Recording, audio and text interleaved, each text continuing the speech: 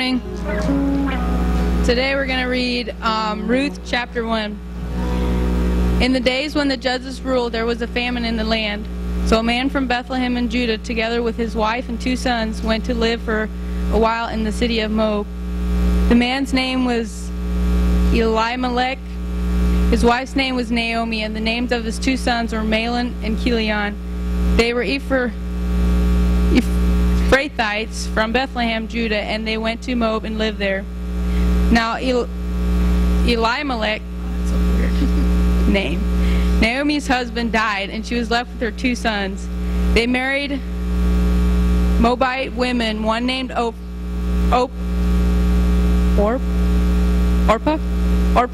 and the other Ruth. After they had lived there about 10 years, both Mahlon and Chilion also died, and Naomi was left without her 2 sons and her husband. When Naomi heard in Moab that the Lord had come to the aid of his people by providing food for them, she and her daughter-in-laws prepared to return home from there. With her 2 daughters-in-law, she left the place where they had been living and set out on the road that would take them back to the land of Judah. Then Naomi said to her 2 daughters-in-law, "Go back, each of you, to your mother's home. May the Lord show you kindness as you have shown kindness to your dead husbands and to me. May the Lord grant that each of you will rest in the home of another husband." Then she kissed them goodbye, and they wept aloud, and said to her, "We will go back with you to your people." You may be seated. Thank you, Crystal. And the worship team, give them a hand. It's awesome. So, my name is Nathan Rasbaugh. I'm one of the pastors here on staff, and just want to wish you guys happy Thanksgiving. I know it's a little late, but I hope you guys had a great Thanksgiving. Need your participation here. We just have to do this. Love this holiday. So it's a lot of good food. If you're a turkey person, raise your hand. If you like the turkey, just go for it. All right. Now, some of you out there might be the ham person. If that's you, you're like, nope, I'm the ham guy or gal. I need my ham. All right. Some of you are like, I raise my hands for both. I like both. Awesome. You can do that. Mashed potatoes. Anybody? Mashed potatoes? Gotta have the mashed potatoes. Sweet potatoes, cheesy potatoes, all that. Kind of the potato family. It's a good thing. Stuffing. Anybody? Stuffing? All right. How about that cranberry sauce? So then it's like, okay, a few of you, not as many, but that's still key too. Gravy. Can't forget the gravy. I'm sorry, that's probably one of my, it's the most underrated thing in Thanksgiving dinner, because I cover it on my entire plate. I need the gravy. It's so good. Pumpkin pie. Anyone we get to the dessert? Pumpkin pie. That's good too. Thanksgiving's just a fun time. A lot of really good food. You get together with family, hang out, and like I said, it's just a really good time. Family, friends, food, can't really beat that. But you're also just realizing everything you're thankful for. You get to thank God. It's a reminder that God blesses us all the time, and we get to just come back and thank Him. And remember, we can always do that, not just Thanksgiving. But that time of the year with not only family, food, awesome things like that, there's also football. A lot of football going on, which is great. There's hunting. I love this time of the year, so I'm out hunting. That's always good. Black Friday shoppers, anyone out there? Yeah, some of you. Friday, my wife was shopping as well. I was shopping in the woods, so it was a little bit different, but, still the same thing. Then yesterday, it's like college football rivalry day. So many big games. And I see Felicia's over there repping her. I know, I was like, she did that on purpose. She's wearing Ohio State gear right now. I'm like, really? If none of you guys know, I'm a big Michigan fan. Big Michigan fan. Ohio State, huge rivalry. I'm actually married to a Buckeye. I don't know how that happened. Lauren loves Ohio State.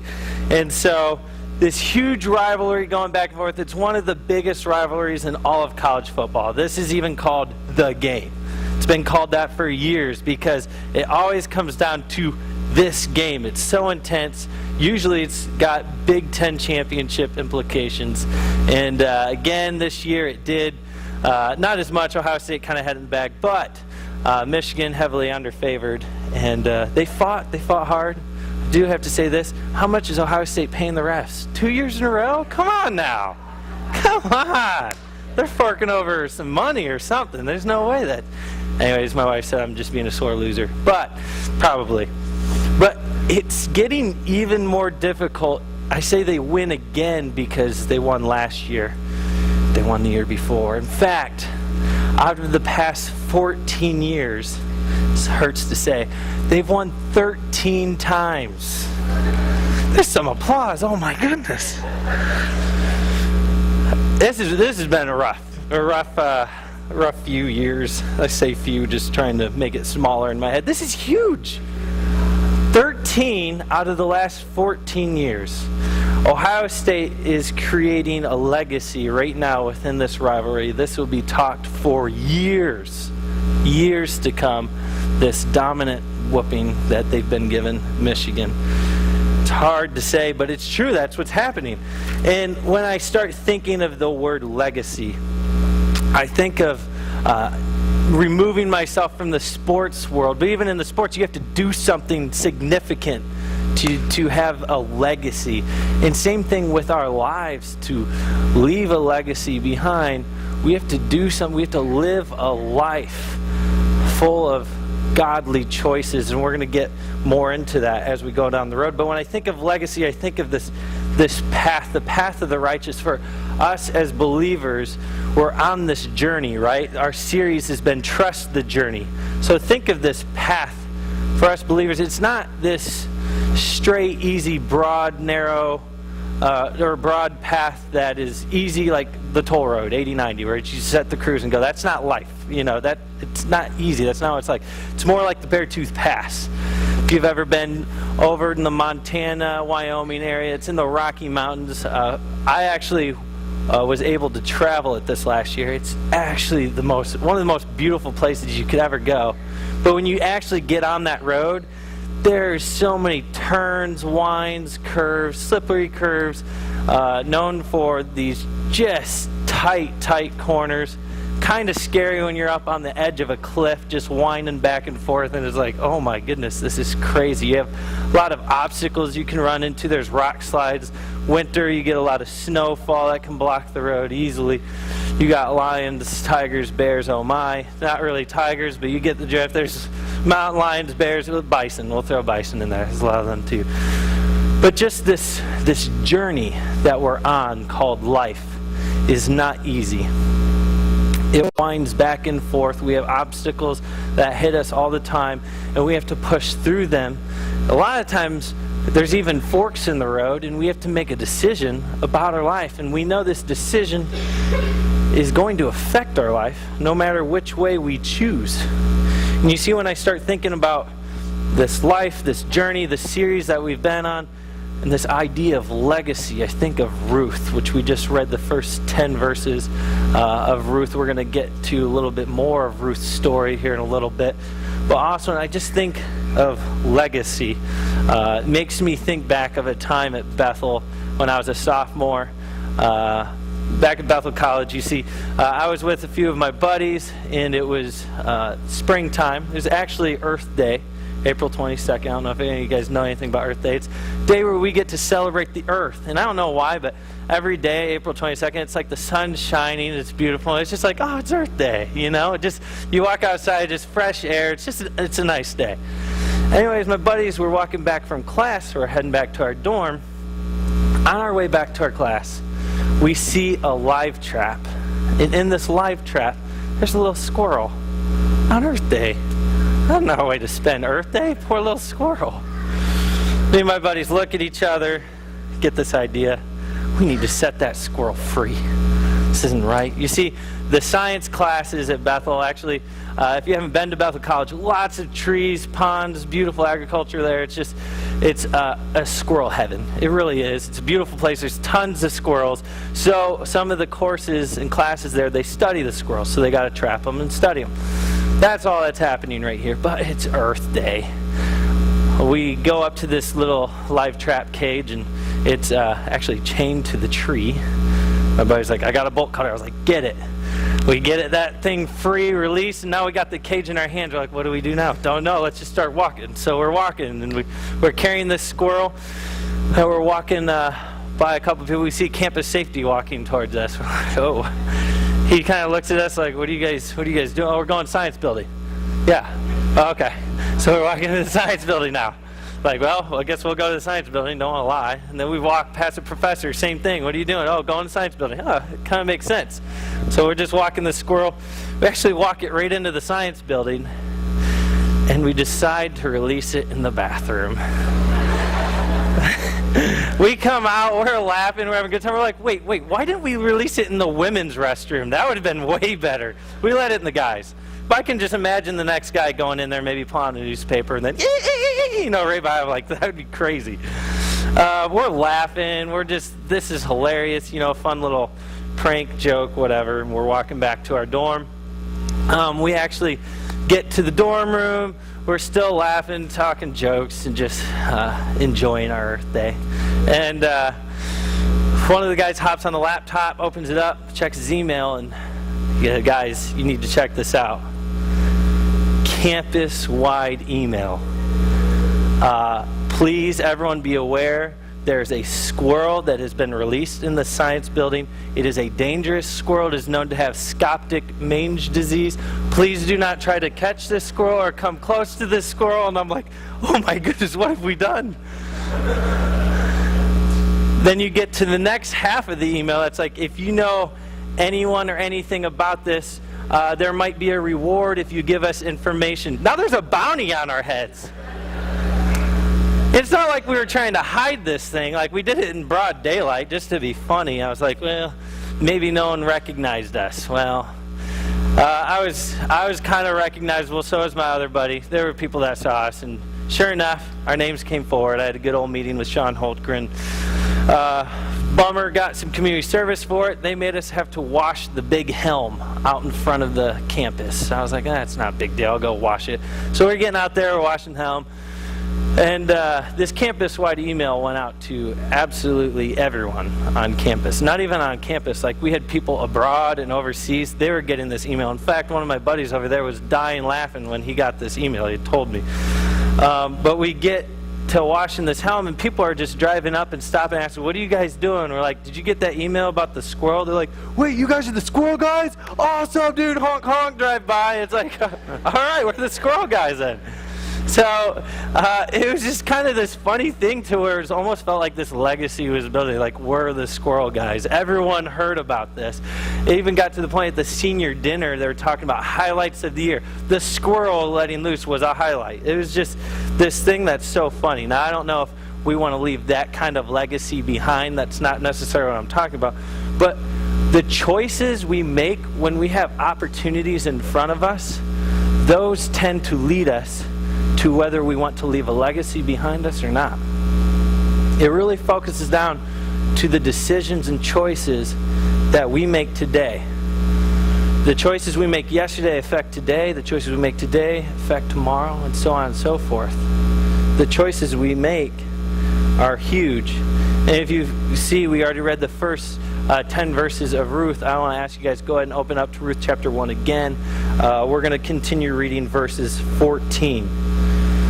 Verses 11 through 13, I'll just sum those up for you guys real quick. Basically what's happening here is Naomi, which you guys had already know, her husband has passed away. Her 2 sons have now passed away, which were married to these 2 women, Orpah and Ruth. I was waiting to see if Crystal was going to say Oprah, because I wanted to say that first thing, but she didn't, but that was awesome. Orpah and Ruth. So they are without husbands. Naomi's without husband. These 3 women are together. And basically she's really strongly urging them, go back home. There's no need to stay here with me. There's absolutely no reason. My sons have passed away. You're no longer locked in with, within our family. In fact, like, what's the point in trying to wait? I'm not going to have 2 more sons anytime soon. And even if I were, they're not going to grow up and be of the same age for marriage. Like, it just makes sense. Go home. That's what she's urging them. So we pick up at verse 14, if you guys can read with me and follow along. At this they wept aloud again. Then Orpah kissed her mother-in-law goodbye, but Ruth clung to her. "Look," said Naomi, "your sister-in-law is going back to her people and her gods. Go back with her." But Ruth replied, "Don't urge me to leave you or turn back from you. Where you go, I will go, and where you stay, I will stay. Your people will be my people, and your God, my God. Where you die, I will die, and there I will be buried. May the Lord deal with me ever so severely, if even death separates you and me." When Naomi realized Ruth was determined to go with her, she stopped urging her. And that's where we'll stop. So to kind of sum up what's happening right here, you have these women who have faced up against a lot of trial, actually, a lot of obstacles. Like I had just talked about, in life we run into a lot of obstacles. Life isn't this smooth, easy path, but there's a lot of bends, curves, and sometimes surprises are thrown at us. And that's what's kind of happened to Naomi, Ruth, and Orpah as their husbands have passed away. And Naomi has strongly urged them to go. It just makes sense. Go home.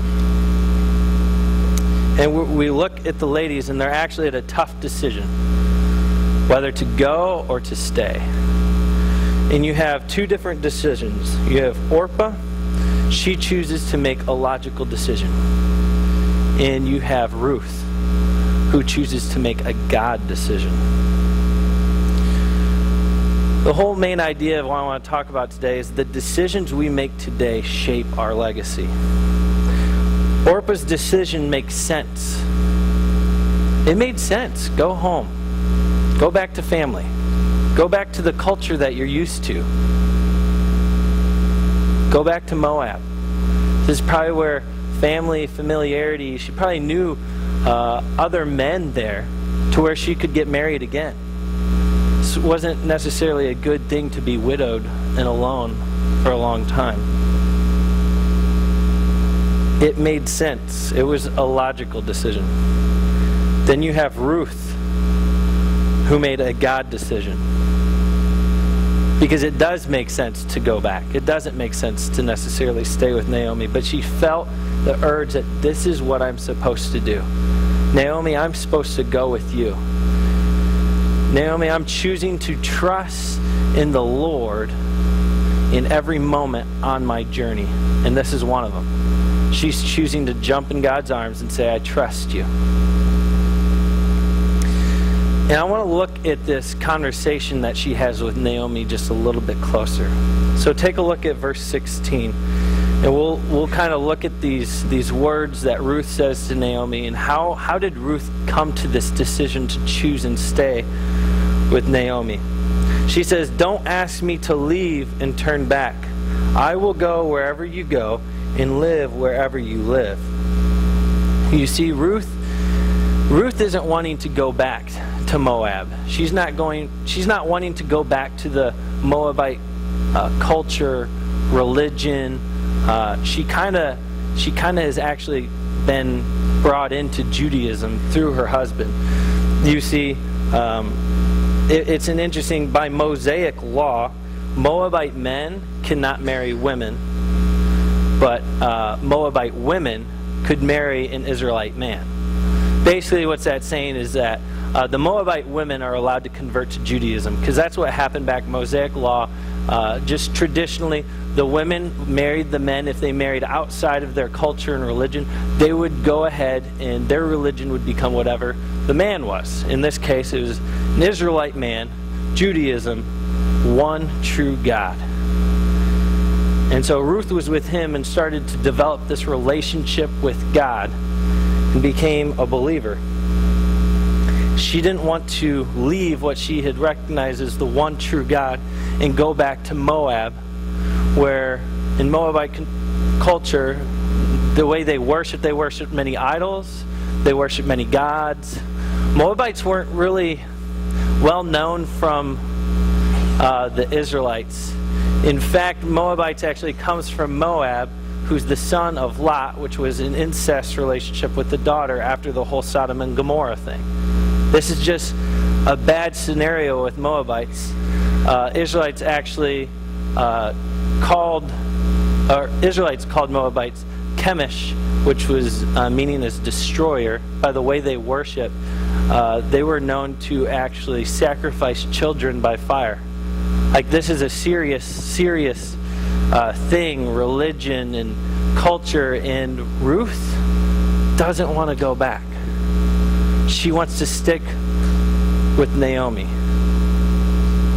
We continue reading to what she says. Your people will be my people, and your God will be my God. She's embracing the ways of the Israelites in Judaism. She's embracing her relationship with God by saying this. She's also forsaking anything that she has with her culture with the Moabites, and she's choosing to be the follower of the one true God. I will die where you die and be buried there.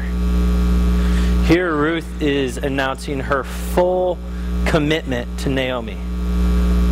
I will die where you die. I will be buried there. There's also a lot of meaning going into this. Not only is she fully committing and saying, hey, I'm all with you to the end. I'm here with you. She's realizing we have to walk now to Bethlehem, is where we're heading. And she realizes, as widowed women, this is a heavily traveled trade road. Usually women didn't just travel alone like this, long distances. She realized, you know what? We could die tomorrow. I realize that. This is a dangerous path we're on. So this statement is being very serious. I am with you to the end, Naomi, even if that's tomorrow. I will walk this road with you. She realizes that they've overcome so many obstacles already with their spouses dying or any other obstacles in life, this journey that they're on together. And she's like, I'm going to trust in the Lord, and I am going to be with you. She says, may the Lord punish me severely if I allow anything but death to separate us. The fact that Ruth refers God as her Lord shows a little bit of where her spiritual development is at this time. You see, coming back from the Moabite culture with a lot of idols and gods, that's what she kind of grew up and was familiar with. She now realizes there is one true God, and not only is he just a God, he's the Lord of my life. And she's making a God decision right now at this time. When Naomi says, go home, you don't have to come with me. Ruth is looking at this going, you know what? I know it makes sense to go. But man, I feel like God's calling me here. I'm diving all in. I trust in you, Lord. You see, when we do that with decisions that we have to make in life, when we trust in the Lord, when we trust in the journey, even though when times get hard and we're faced against tough decisions, that's when God can produce miracles in our life. If we always just do what makes sense or the logical decision, but maybe God's not in it, he might not be producing that miracle. Maybe we're missing out on opportunities. You see, when we talk about the legacy that Ruth lived, it's because of kind of the result of this decision. When we look at the result of this decision, Ruth meets Boaz. And this Boaz and Ruth, they end up getting married. Now, Ruth was even concerned, or at this time, they weren't so sure that she was barren or could be with child. She was with her husband for a while time earlier, and she has no children up to this point. But I think God blesses us when we make God decisions. When we choose to trust him, he blesses, just as he does with Ruth and Boaz as they bless him with a child.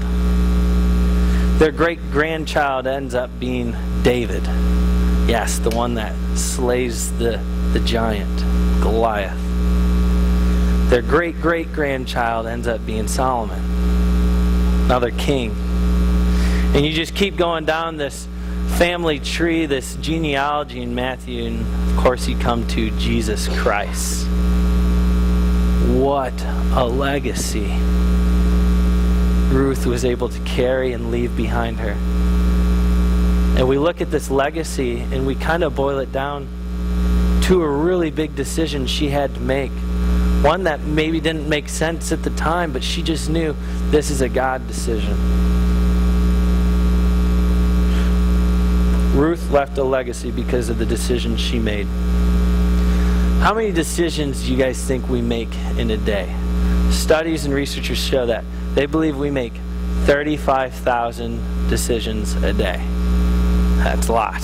Now, I don't think we necessarily take actions on all the decisions that come through our head, but when you actually think about everything that's running through your head as you're, even this morning, maybe you're reaching down for a coffee mug, your mind is telling you different things, how to open your hand and how tightly to grab this cup, how far up to bring to take a sip. You're also setting it down. You don't want to set it down too hard. You don't want to spill.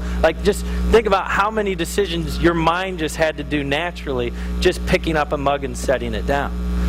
And now thinking 35,000. Okay, so our minds are going and going and going. We're making a lot of decisions a day. Researchers at Cornell found that we make an average of 226.7 decisions about food each day.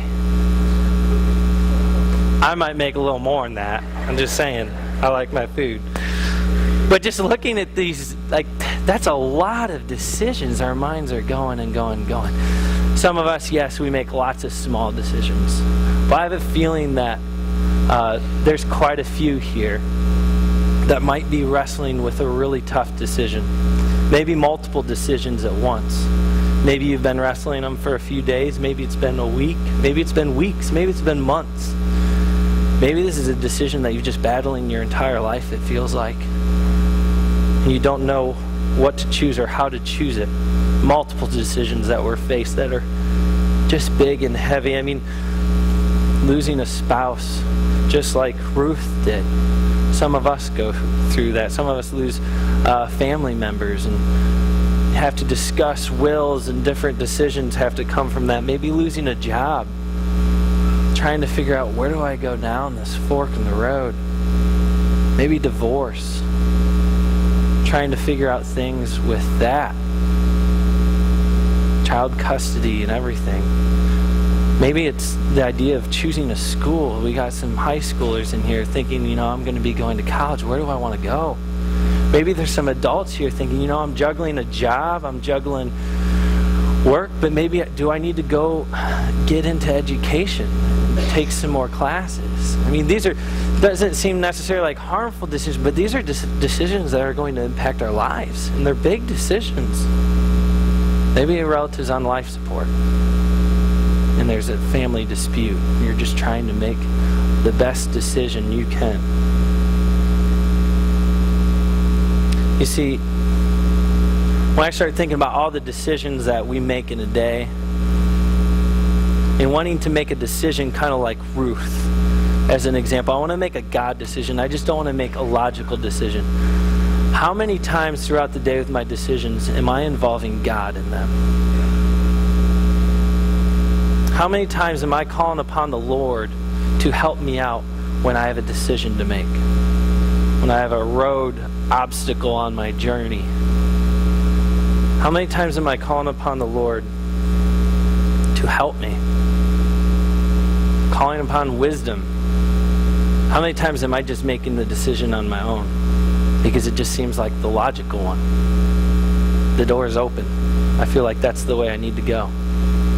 I hear that a lot too. Well, I feel like God closed the door, so maybe I'm supposed to go a different way. Well, talk to God about that, because sometimes He wants us to just completely trust Him and dive into His arms and just, God, I don't know, it seems like doors are closing, but I feel like You're supposed to take me in this direction.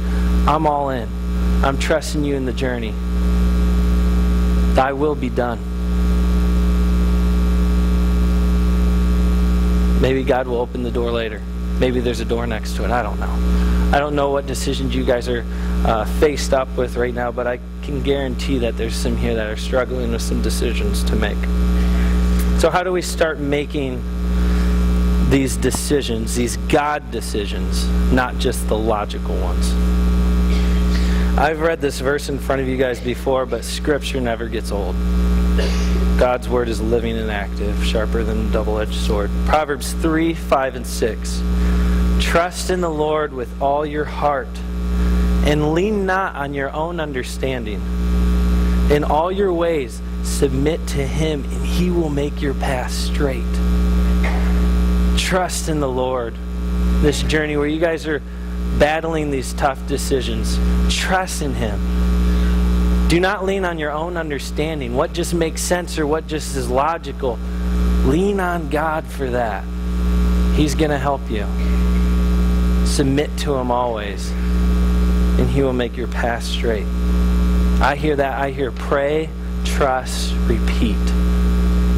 Pray, trust, repeat. If you guys are stuck in a fork in the road, let's just do that. Pray, trust, repeat. Get in God's Word. It's a lamp unto our feet.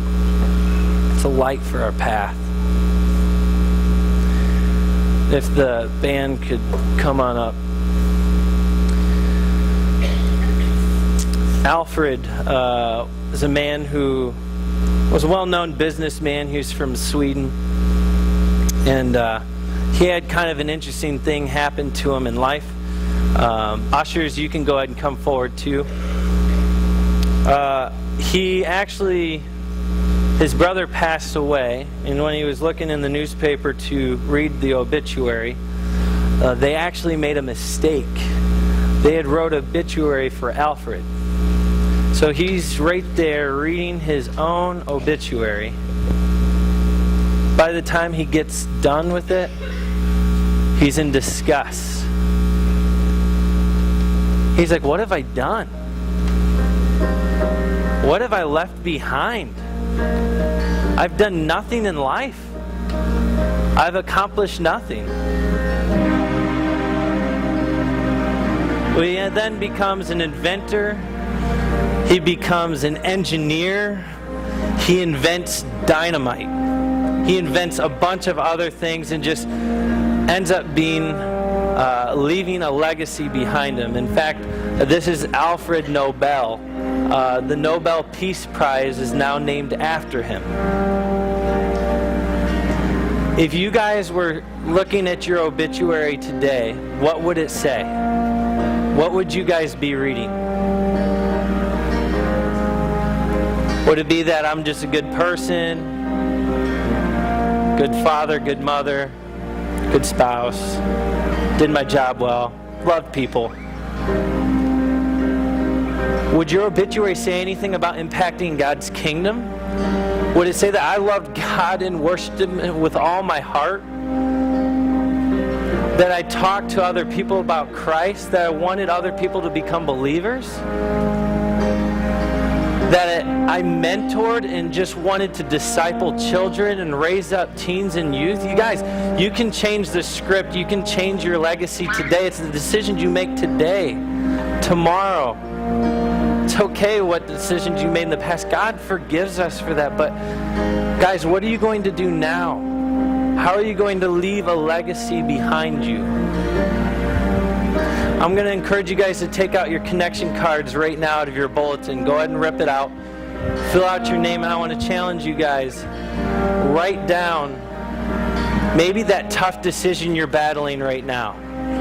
You're going through a hard time. You're going through a hard decision. Our prayer team will be praying for you. Our staff, we're going to pray for you. Guys, we need to trust, pray, and repeat.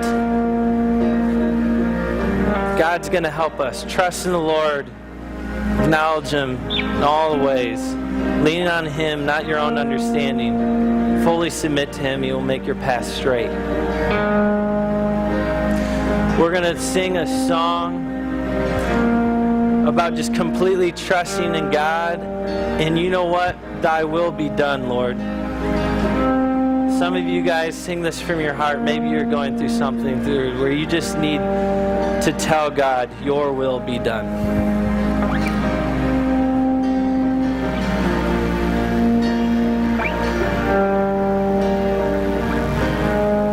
I'm so confused. I know I heard you loud and clear, so I follow how I ended up here.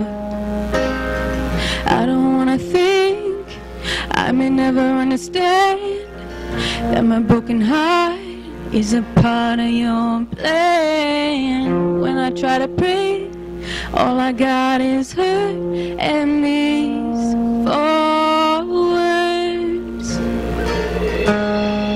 Thy will be done. Thy will be done.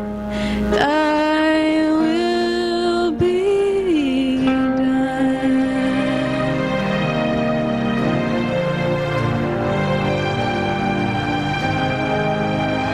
Oh, you're good.